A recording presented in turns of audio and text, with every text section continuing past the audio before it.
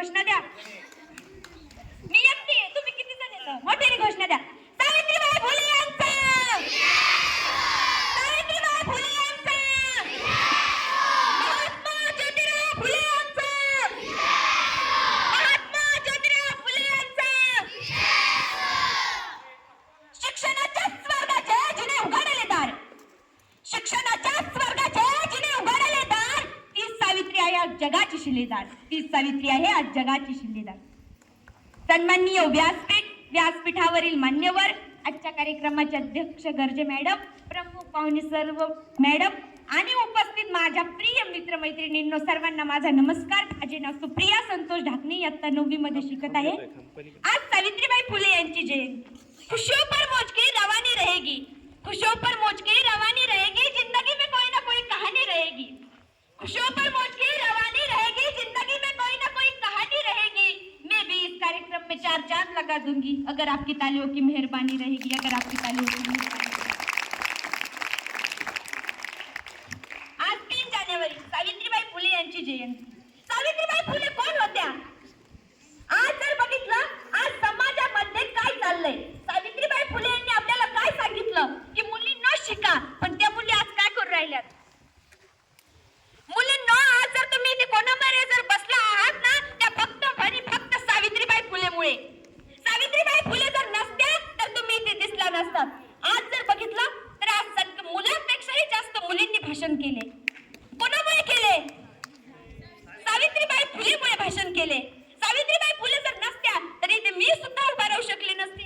हे जे मॅडम दिसतात ना, ह्या सुद्धा इथे नसत्या. सावित्रीबाई फुले कोण होत्या? सावित्रीबाई फुले त्या काळात सावित्रीबाई फुले जन्माला आल्या. त्यांचा अवघ्या 9व्या वर्षी सावित्रीबाई फुले यांचा विवाह महात्मा ज्योतिराव फुले यांच्याशी झाला. त्या विवाह झाल्याच्या नंतर त्यांना महात्मा ज्योतिराव फुले यांनी शिकवलं. आजकालचे कोणी पती त्यांच्या बायकोला शिकवतील का? तर त्यांना नाही का समाजात असे वावरू देतील का? पण नाही. पण त्या विचाराचे महात्मा ज्योतिराव फुले नव्हते. त्या विचाराचे महात्मा ज्योतिराव फुले नव्हते. आजकालचे जर लोक बघितले तर नाही का बायकोने जर कोणा साध्या पुरुषाला जरी बोललं तर तिच्यावर नाही का संशय घेते. पण सावित्रीबाई फुले यांना लिहायला वाचायला शिकवलं. सावित्रीबाई फुले यांनी पुणे येथे भिडेवाड्यामध्ये मुलींची पहिली शाळा काढली. पण ती जर त्यांनी काढली नसती, पण कोणाच्या मदतीने काढली ती शाळा? महात्मा ज्योतिराव फुले यांच्या मदतीने काढली. अरे सावित्रीबाई फुले यांच्यामुळे आपण आज शिकत आहोत, आपण समाजात वावरत आहोत. आणि त्या सावित्रीबाईचे फुलेचे विचार आपण मनात रुजवले पाहिजे. त्या विचारावर आपण चाललो पाहिजे. आपण आज बघतो मुली कोणत्या याच्यावर चालल्यात? मुली पूर्णपणे बिघडत आहेत. अरे प्रत्येक वर्गामध्ये बघितलं, प्रत्येक जर मुलाकडे बघितलं, मुलीकडे बघितलं तर काय विचार आहेत? तुम्हाला जर खरं सांगायचं म्हणलं तर हे पूर्ण वातावरण बिघडलेलं आहे. काय हसत आधी? खरं आहे, खरं. आणि आपल्याला सावित्रीबाईंनी याच्यासाठी आपल्याला शिकवलं का? त्याच्यासाठी आपल्याला शाळा सुरू केल्या का त्यांनी? नाही ना. मग आपण काय केलं पाहिजे? अरे आज नाही का प्रत्येक मुली शिकत आहे आणि आपण ते नाही का राष्ट्रपती पदापर्यंत द्रौपदीबाई मुर्मू गेल्या. त्या फक्त सावित्रीबाई फुलेमुळे. पण त्यांनी विचार कसे केले? मनात जर विचार चांगले ठेवले तर आपण कोणत्याही पदापर्यंत पोहोचू शकतो. पण आपल्या मनामध्ये कसे चांगले विचार असले पाहिजेत. अरे आजकाल मुलीवर अत्याचार होतात, ते मुलींनी सहन केले नाही पाहिजे. त्याच्याविषयी आपण नाही का अन्यायाविरुद्ध आपण त्याच्याविषयी लढा दिला पाहिजे. पण ते आपण करीत नाही, सहन करत जातो. पण सहन केले तर आपल्यावरच अन्याय होतो, पण ते आपण सहन नाही केला पाहिजे. मुलींना तुम्हाला सांगते, आपण जर अन्याय सहन केला तर आपल्यावर अन्याय होत राहतो. पण जर आपण त्या अन्यायाविरुद्ध जर आपण उठाव केला, चळवळ केली तर आपल्यावर ते अन्याय होत नाही. अरे आज सावित्रीबाई जर असत्या तर काय म्हटल्या असत्या? आपल्याला काय म्हटल्या असत्या? अरे तुम्ही नाही का ह्या विचार तुमच्या डोक्यातले घाणेरडे विचार काढून टाका. तुमच्या डोक्यामध्ये आजकाल एकदम घाणेरडे विचार भरलेत, घाणेरडे.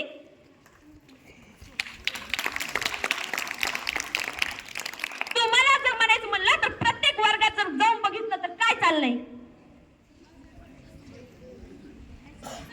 आणि सावित्रीबाई फुलेंनी आपल्याला याच्यामुळे शिकवायला टाकलं होतं, शिक्षण दिलं का? त्या मुलीवर अन्याय अत्याचार होत होते. त्या काळी जर नवरा मेला तर नाही का त्या आगेमध्ये मुली जायचं, सती करायचं, पण नाही का त्या सावित्रीबाईंनी आपल्याला कुठे आणलं, शिक्षणात पुढे आणलं. आणि आज सावित्रीबाईमुळे प्रत्येक नारी सुशिक्षित होत आहे. प्रत्येक स्त्री सुशिक्षित होत आहे. समाजाला जिने ज्ञानाची सावली, समाजाला जिने दिली ज्ञानाची सावली, धन्य ती क्रांती ज्योती सावित्री माऊली, धन्य ती क्रांती ज्योती सावित्री माऊली. सावित्रीबाई फुले यांचा जन्म 3 जानेवारी 1831 रोजी सातारा जिल्ह्यातील नायगाव येथे झाला. त्यांनी जे जेव्हा शाळेत शिकवायला जायच्या तेव्हा त्यांच्या अंगावर शेण, गोळे, दगड फेकले जायचे, पण तरीही त्यांनी आपल्याला शिकवलं. त्याची आपण जाणीव ठेवली पाहिजे आणि आपण शिकत राहिलो पाहिजे. आज त्या जेव्हा शाळेत जायच्या तेव्हा त्यांची डबल एक पिशवीत एक साडी घेऊन जायच्या. कारण का तर तिने कधी याच्या अंगावर साडी घालून जायच्या ना, ती साडी नाही कधी चिखल, गोळे, मातीने भरून जायची, म्हणून त्या एक साडी द्यायच्या आणि तिथे गेल्याच्या नंतर त्या बदलायच्या. अशा परिस्थितीत त्यांनी मुलींना शिकवलं. जाता जाता एवढंच म्हणेल की आता जे मुलीवर अन्याय अत्याचार होतात ना, ते मी म्हणते की झाले नाही पाहिजेत. आणि जर मुलगी नसली ना तर आपल्याला नाही का तुम्हाला जी आई आहे, तुम्हाला जी बहीण आहे ती दिसली नसती.